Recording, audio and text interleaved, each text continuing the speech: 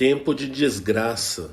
Olá, espero que você esteja bem. Nós estamos aqui mais uma vez, hoje para darmos continuidade ao estudo do livro de Miqueias, Miqueias capítulo 2, mas antes é necessário que eu faça 3 pedidos. E o primeiro pedido é para que você não apenas curta, mas compartilhe esse estudo com outras pessoas, para que outras pessoas venham ser abençoadas, venham ser edificadas. O segundo pedido é para que você adquira a Bíblia 365, porque através dela você vai ler um trecho do Antigo Testamento, um trecho do Novo Testamento, um trecho de Salmos e um trecho de Provérbios. E com isso, o desejo do nosso coração é que você leia a Bíblia toda em um ano. Então aceite esse desafio, porque certamente será bênção na sua vida. E o terceiro pedido é para que você participe de pelo menos um dos estudos que nós disponibilizamos ali na igreja. Então temos estudos às segundas, às quartas, às quintas, aos domingos. São dias diferentes, horários diferentes, temas diferentes. E com isso o desejo do nosso coração é que você venha adquirir mais conhecimento de Deus. Então você pode conferir aí na descrição desse estudo no YouTube, ou então na agenda da semana, na nossa página no Instagram, os dias, horários e temas aí dos estudos. Então venha participar, porque certamente vai agregar conhecimento aí na sua vida. Depois disso, quero compartilhar então aqui Miqueias capítulo 2 e ler do versículo 1 até o versículo 5, que diz assim o texto: Ai daqueles que planejam maldade, dos que tramam o mal em suas camas. Quando alvorece, eles o escutam, porque isso eles podem fazer. Cobiçam terrenos e se apoderam deles, cobiçam casas e as tomam. Fazem violência ao homem e à sua família, a ele e aos seus herdeiros. Portanto, assim diz o Senhor: estou planejando contra essa gente uma desgraça, da qual vocês não poderão livrar-se. Vocês não vão mais andar com arrogância, pois será tempo de desgraça. Naquele dia vocês serão ridicularizados, zombarão de vocês com esta triste canção. Estamos totalmente arruinados. Dividida foi a propriedade do meu povo. Ele tirou-a de mim, entregou a invasores as nossas terras. Portanto, vocês não estarão na Assembleia do Senhor para a divisão da terra por sorteio. Então, esse é o texto de hoje, que vai falar a respeito do castigo que viria da parte de Deus para as pessoas que oprimiam o povo. Então, pessoas do próprio povo de Deus, do povo de Israel, que oprimiam, então, ali os pobres de Israel. Eu já falei aqui durante várias vezes, nos estudos aqui dos profetas menores. A gente começou com Oséias, depois estudamos Joel, depois estudamos Amós, depois estudamos Obadias, agora em Miqueias. Então, ao longo do estudo aí dos profetas menores, chamados profetas menores, eu falei então que Deus tem um lado, e o lado dele é o lado do mais fraco. O lado dele é o lado dos oprimidos. O lado dele é o lado dos pobres. O lado dele é o lado dos marginalizados. E aqui agora então, nesse capítulo, e esse capítulo é dividido em 3 partes. Primeiro então, essa acusação contra os opressores de Israel, e os opressores de Israel que são do povo de Israel. Então são os líderes, o que a gente chama de a nata da sociedade de Israel. Essa palavra é para eles. Depois, então, que vai aqui do versículo 1, capítulo 2, versículo 1 até o versículo 5.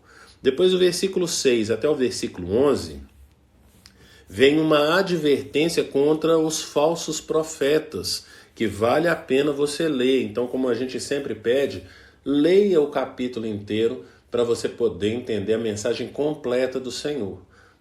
A gente tira um trecho para estudar esse pequeno trecho, um pequeno bate-papo aqui, mas a intenção é que você leia todo o capítulo.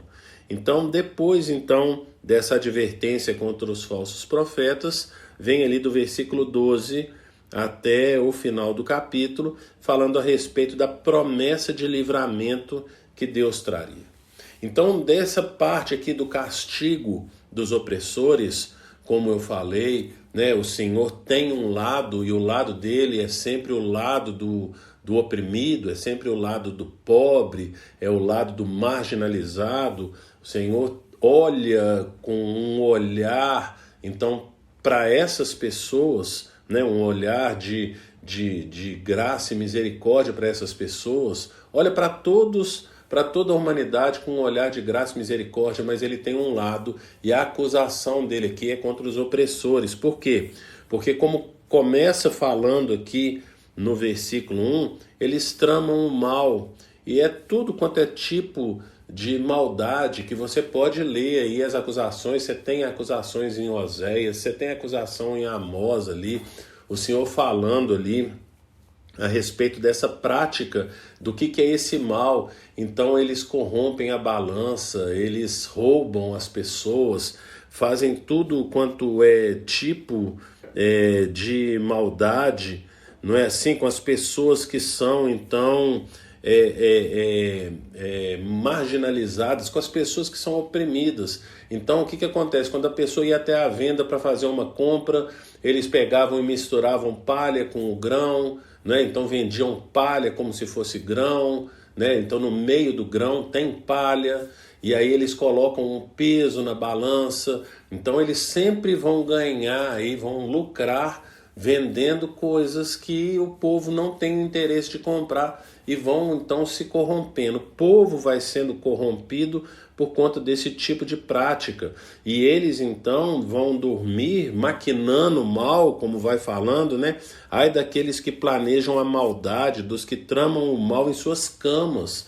Então eles vão dormir pensando em como enriquecer às custas das pessoas ali, e um enriquecimento ilícito, não é assim? E aí depois eles colocam em prática ao alvorecer.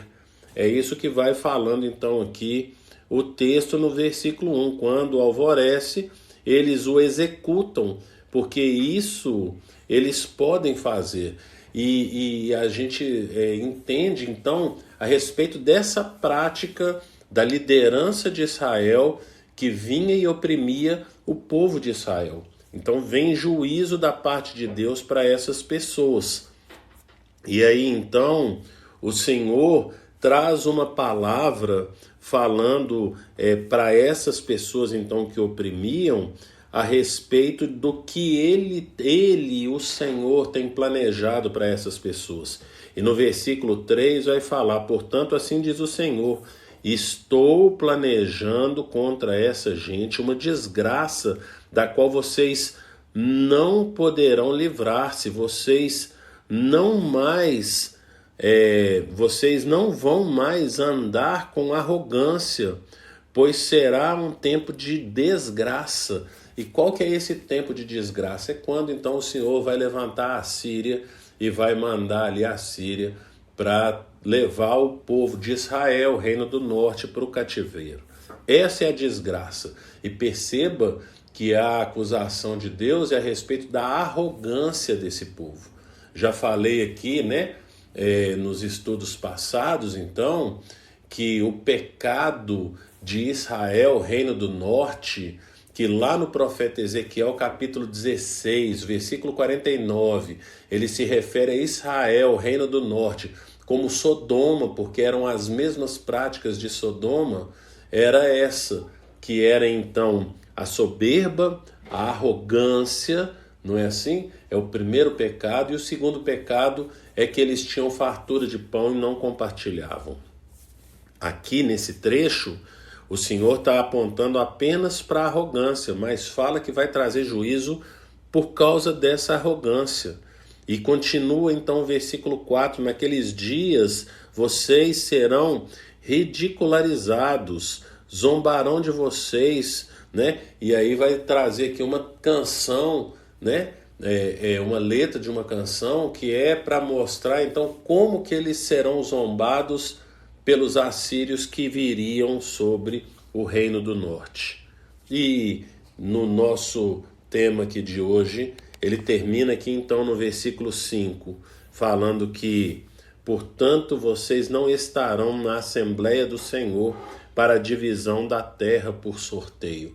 Então aqui o Senhor está lembrando que assim como Josué fez um sorteio da terra para as 12 tribos, na eternidade vai haver um sorteio da terra para aqueles que perseverarem, que se forem fiéis ao Senhor até o final. Então está falando que esse povo, eles não vão herdar a vida eterna com Deus. Qual que é o motivo então o principal motivo levantado aqui para essa pena, para essa sentença que foi dada aqui para esse povo, que é o inferno? A sentença aqui para eles é o inferno, porque eles não estarão na eternidade com Deus, não receberão então os dons de Deus na eternidade, distribuição da terra. E qual que é esse motivo? E é o que ele fala aqui então no versículo 3, que eles andaram, né? Vocês não vão mais andar com arrogância. Então a acusação do Senhor aqui é que o povo andava arrogante.